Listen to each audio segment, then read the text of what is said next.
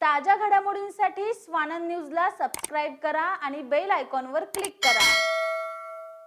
वैद्यकीय सेवा मिळत नसल्यानं उल्हासनगरमधील कोणार्क सफाई कामगारांनी आज सकाळी काम बंद आंदोलन केलं होतं। त्यामुळे शहरात कचऱ्याचा प्रश्न उद्भवला होता। अखेर पोलिसांनी मध्यस्थी करत कंपनी प्रशासनाने कामगार संघटनेमध्ये चर्चा घडवून आणली आणि संप मागे घेण्यात आला। उल्हासनगर शहरातील कचरा उचलण्याचा ठेका हा कोणार्क कंपनीला देण्यात आलाय।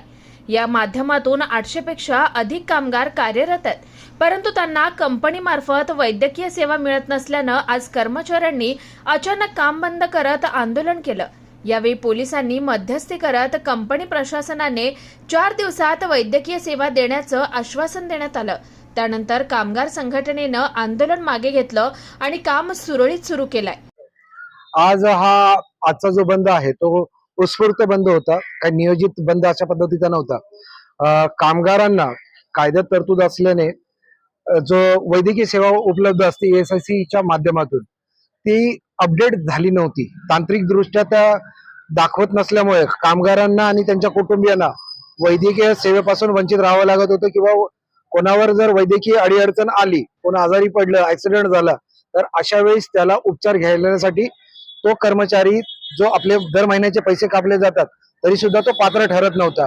या गंभीर गोष्टीची नोंद कामगारांमध्ये झाली। काही दिवसापासून काही कामगारांवर अशी परिस्थिती उद्भवलेली की त्यांना हॉस्पिटलची हे करावं लागलं, तर त्यांना दुसऱ्यांकडनं कर्ज घेऊन आपला इलाज करावा लागला। ज्या अर्थी कामगारांच्या स्वतःचे पगारातून ESIC च्या पैशाची कपात केली जाते, तर त्याला त्या गोष्टीचा लाभ मिळाला पाहिजे। या गोष्टीसाठी आजचं हे आंदोलन होतं। आचारसंहिता असल्याने पोलिसांनी मध्यस्थी केली। पोलिसांना कर्मचाऱ्यांची बाजू सविस्तरपणे मांडून सांगितल्यानंतर पोलिसांनी कंपनी प्रशासनाला पाचारण करून त्यांच्याशी चर्चा घडवून त्यांनी कामगारांना आणि संघटनेला आश्वासित केलं आहे की त्यांना येत्या 2 ते 4 दिवसामध्ये सर्व कर्मचाऱ्यांचे ESIC चे अपडेट होऊन जाईल आणि सर्वांना वैद्यकीय सुविधा मिळतील। काम सुरू केलं का?